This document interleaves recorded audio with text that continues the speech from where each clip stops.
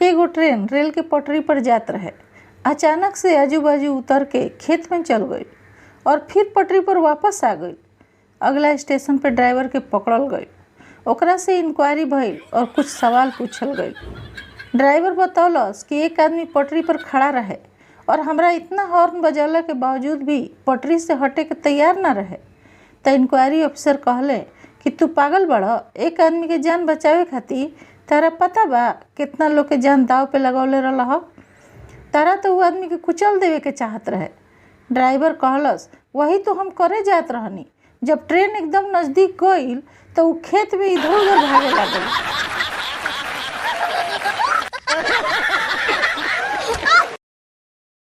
कल्लू पान वाला और मोहल्ला के कमला के लव चलत रहे। अब एक दिन कमला के पिताजी पान वाला के दुकान पे पहुंच गए और बोलले, कमला पसंद है?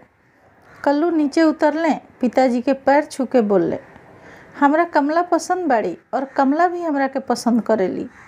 बस फिर का जोरदार कुटाई हो गई। Health tips.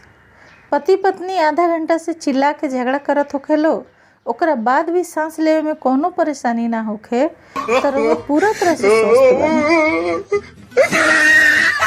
आईने के आगे खड़ी पत्नी अपना पति देव से पूछली, का हम बहुत मोट लागतानी? पति कुछ सोचले और बेकार के झगड़ा से बचे खातिर कह देले, बिल्कुल भी ना। पत्नी खुश होकर रोमांटिक मूड में कहली, ठीक बा, फिर हमरा के अपना बाहों में उठा के फ्रिज तक ले चली, हम आइसक्रीम खाएं। स्थिति बेकाबू होते देख पति कहले, रुक जा, हम फ्रिज ही ले आवतानी।